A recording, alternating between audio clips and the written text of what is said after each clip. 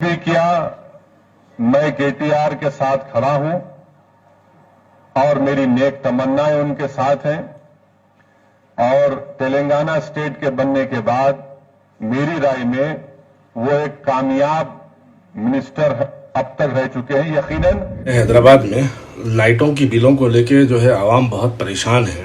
آج حیدرآباد کا یہ ماحول رہا کہ آج گلزار ہاؤس، چار مینار کے پاس گلزار ہاؤس پر جو ہے آج ہماری ماں اور بہنیں یہ مجبور ہو گئی ہے کہ اپنا سونا گہنا جو ہے ان کے جسم کا جو گہنے ہیں، جو سونے کے جو کچھ زیورات ہوتے ہیں، اس زیورات کو بیچنے کے لیے آج ہماری ماں اور بہنیں جو ہے گلزار ہاؤس پر سونے کی دکانوں پہ نظر آئی.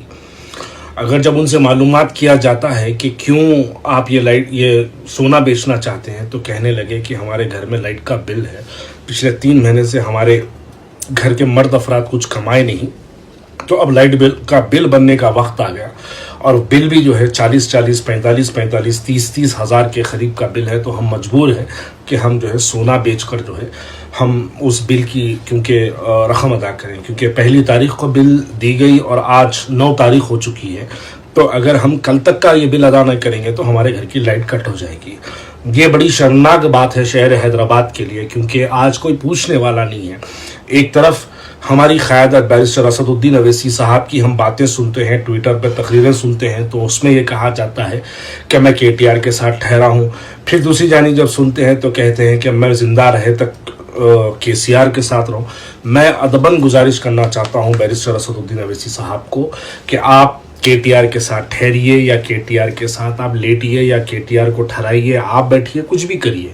شہر حیدرآباد کی عوام بہت پریشان ہے. لائٹ کے بلوں کو لے کے اتنی پریشان ہے کہ عوام کے مسائل پہ گفتگو کرنے والا کوئی نہیں ہے.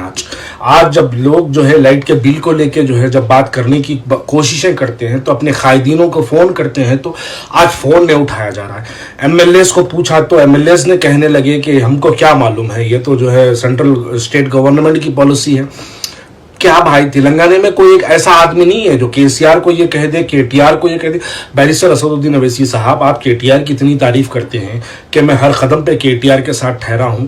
آپ KTR کے ساتھ ٹھہریے، آپ KTR کے ساتھ لیٹ جائیے، KTR کے ساتھ سو جائیے، یا KTR کو آپ بٹھائیے یا آپ ٹھہر جائیے یا ان کو بٹھائیے، کچھ بھی کریے، لیکن شہر حیدرآباد کی عوام کا لائٹ کا بل معاف کروائیے. کیونکہ 3 مہینے سے لوگوں کے گھروں میں راشن کی غربت لگی ہوئی ہے. 3 مہینے سے لوگ جو ہے اپنے گھروں میں کمانے کی آمدنی کا ذریعہ بند تھا. اب جیسے ہی کھلا 15 دن کے اندر 40 50 ہزار روپے کے لائٹ کے بلیں بنے. یہ ناممکن ہے. شہر کی عوام کے دل کے درد کو سمجھیے، نمائندگی کریے، آپ پوچھئے، حکومت کو بولیے کہ معاف کرنے کے لیے بولیے. انسٹالمنٹس پہ کچھ ہونے والا نہیں ہے.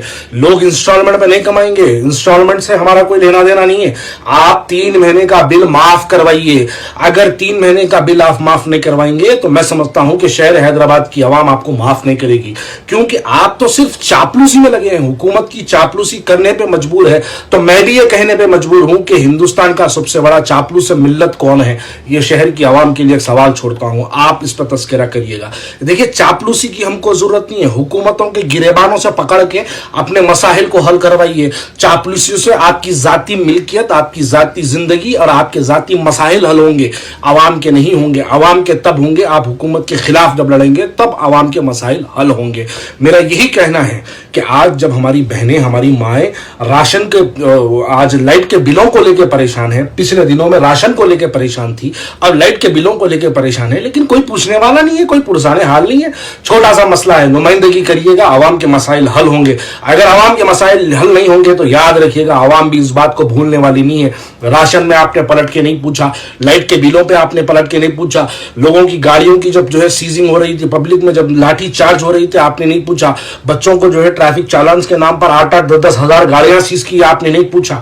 عوام بھولے گی نہیں، عوام یاد رکھے گی. آپ کی ذاتی مفاد کے لیے آپ چاپلوسی کرتے ہیں تو چاپلوسی آپ کو مبارک ہو، لیکن عوام کے مسائل کے لیے لائٹ کے بل کے اوپر آپ کو آواز اٹھانی ہوگی. اگر آواز نہ اٹھائیں گے تو حیدرآباد کی عوام آپ کو معاف نہیں کرے گی. شکریہ.